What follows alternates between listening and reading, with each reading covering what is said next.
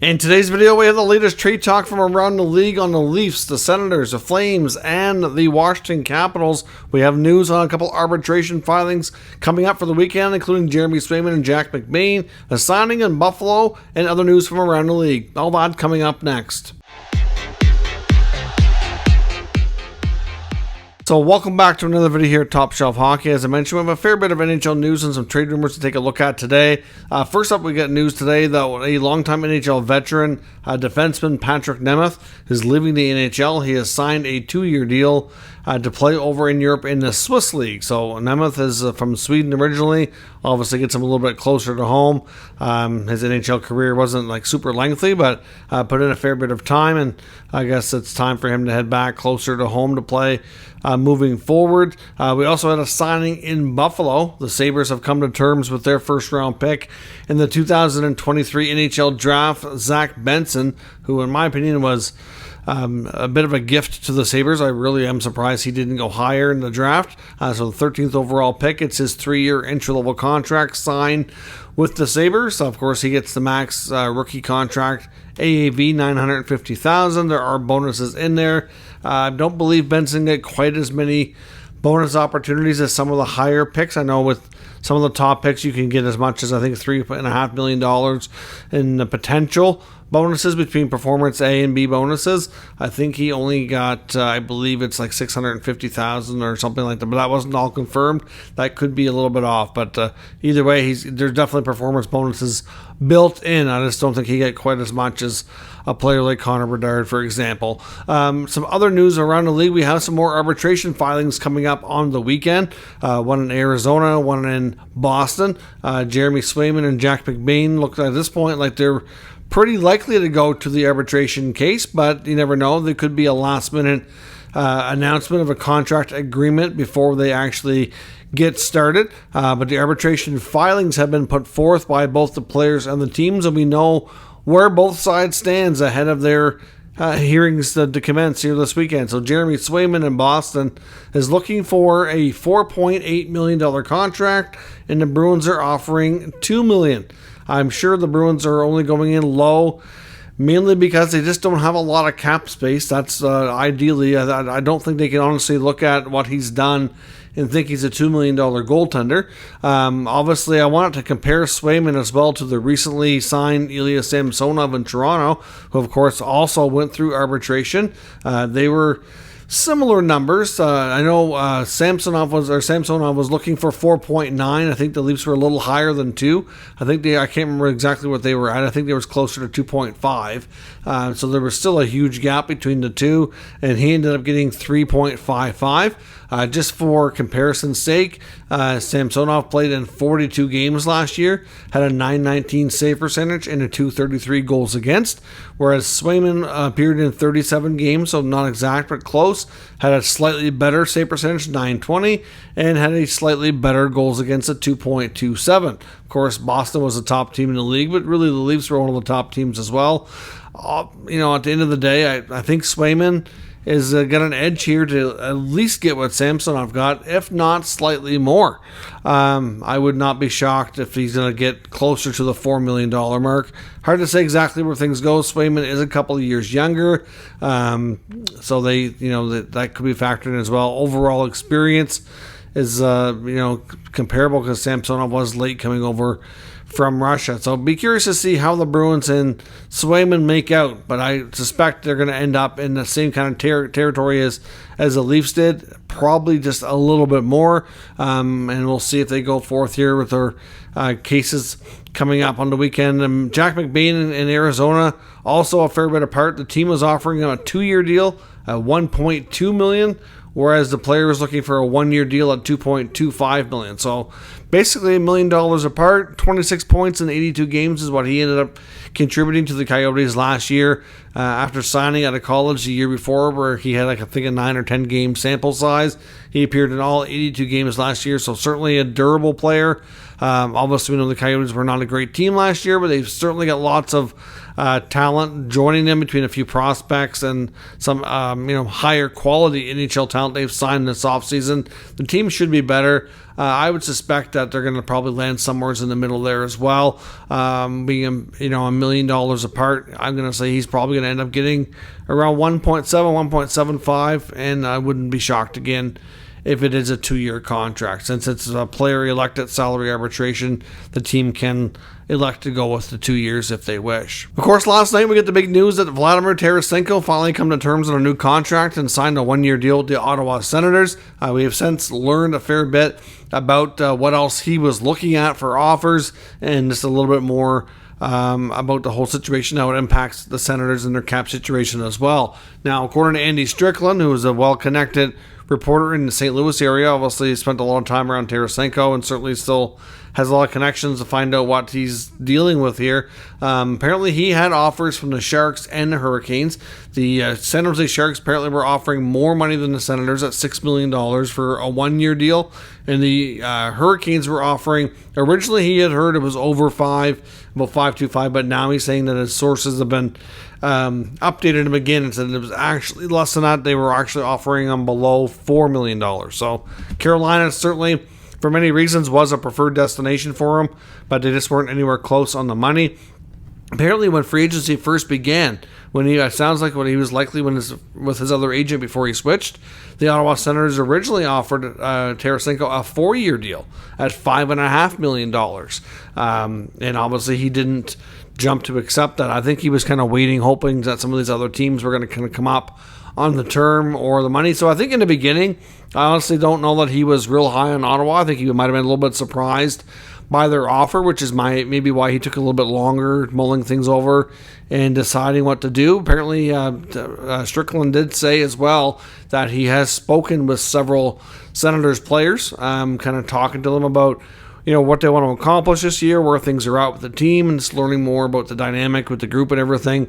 And obviously he must have liked what he heard to come in and get the deal done. I would suspect that he might know Brady Tkachuk. I honestly don't know if he does or not, but considering Tarasenko was up until this past trade deadline a career St. Louis Blues player, obviously Brady's father, Keith Tkachuk, obviously around the Blues a lot, works with the organization, so I'm sure Tarasenko at the very least knows Keith Tkachuk a bit, and I wondered if he could know his children, obviously Brady and Matthew being NHL players, so I don't know if he played any role or not. I can tell that at least when he was younger. I don't know how he feels now, but I'm assuming he's still pretty good with it here. But I know Brady Tkachuk had posted a lot of stuff on Twitter back probably like 8-9 years ago, certainly leading us to think he was a Tarasenko fan for sure.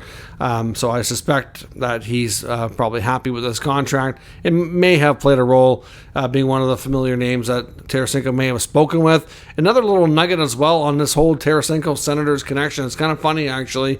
When you look back in 2010, the Blues had a young prospect defenseman that was a very highly touted defenseman that I know Ottawa was real big on, David Rundblad, and they traded their first round pick in the draft that year to get Rundblad from the Blues, to get him to Ottawa. And I think there was a lot of hope that David Rundblad was going to be a star defenseman for the Senators. They really thought they had somebody there, and he did not work out. And so that pick was not something that they probably regretted making that deal a few years down the road.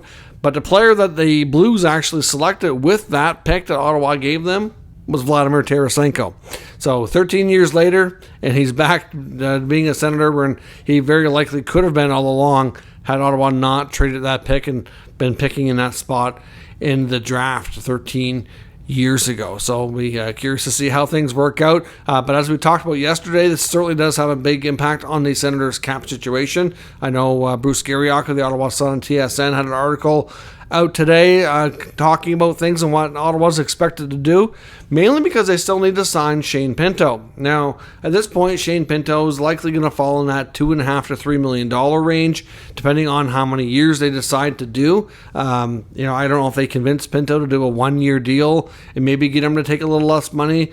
I'm going to say he probably ideally wasn't looking for that. I'm going to say, the contract in that, 3 to 4 year range, in that low threes is probably what they were kind of, his camp's probably looking at. At least that would be my suspicion, my guess, what he would want.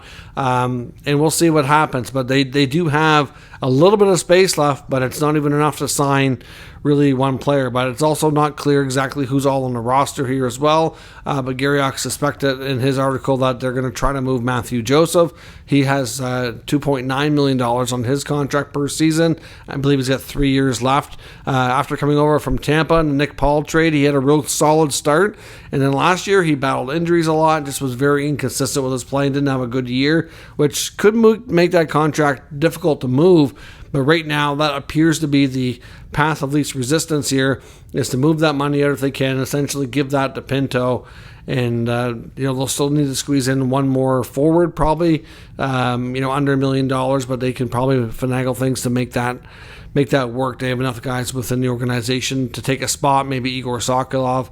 Maybe, I know he's probably looking for more money, more, a little bit more commitment, but at the same time, it might be to his benefit to sign a league minimum because it might give him a better chance of getting in the lineup due to cap purposes. So we'll see if that could impact that negotiation as well, because he's also a player that the Senators need to sign. One way or another, the Senators don't have to rush here, but I suspect that we're going to start to hear a lot of rumors around Joseph's name out there in the rumor mill as a potential trade. They may end up having to take a forward back if they do move him out, and they're probably going to be looking for somebody that they can find that might be able to do a similar job for less money, which is going to be complicated, but they don't have to rush here. But I'm sure from Pinto's perspective, he doesn't want to miss training camp, so they don't want to take too long getting him under contract, and I don't know how it's all going to play out, but it's a little bit more complicated with Tarasenko now in the mix. Now, there's also an article I want to take a look at as well as in the hockey news, actually, looking at the Flames. Now, we know Elias Lindholm, Noah Hanifin, Michael Backlund, all in the rumor mill lately about players who, so far at this point, makes it sound like they're likely not re-signing in Calgary, and we should expect them to be moved here at some point in time. Obviously, Backlund's name hasn't been in the rumor quite as much lately. There's been more talk about Hanifin and Lindholm, especially with Lindholm in Boston and the connection to replace Bergeron and all that. It does make a lot of sense. But the article in the Hockey News actually suggests that they felt that Noah Hanifin was a lot more likely target for the Bruins, more so than Lindholm, likely due to the acquisition cost, I guess you could say. And there was also another article suggesting from Capitals writer Sammy Silver saying that the Capitals should be in on Lindholm. Now, of course, for the Capitals to make it work, they would have to move Kuznetsov, and it's unclear if Calgary would want to take him back in a trade. Would he want to go there? Because I do believe he has some trade protection in his contract as well. But as I've said before, when it comes to Hanifin, the Bruins have been, wanting him on their team since the day he was drafted. I would not be shocked in the least if Noah Hanifin finds his way to the Bruins organization. Like I said, it would be a little bit less likely or less expensive to make that deal work. The Bruins could certainly offer another defenseman going back and maybe a prospect or something. I don't know that he's going to be able to command too much more than that. Maybe some picks in there. They do have some options. The Bruins first rounder next year, though, already is spoken for, so they can't move that, but maybe a 2025 first rounder. I don't know how much further into the future they want to start dealing first rounders, to be honest, because this is a team that doesn't have a deep prospect pool and suddenly just lost a couple of key players that are, like Bergeron and Krejci.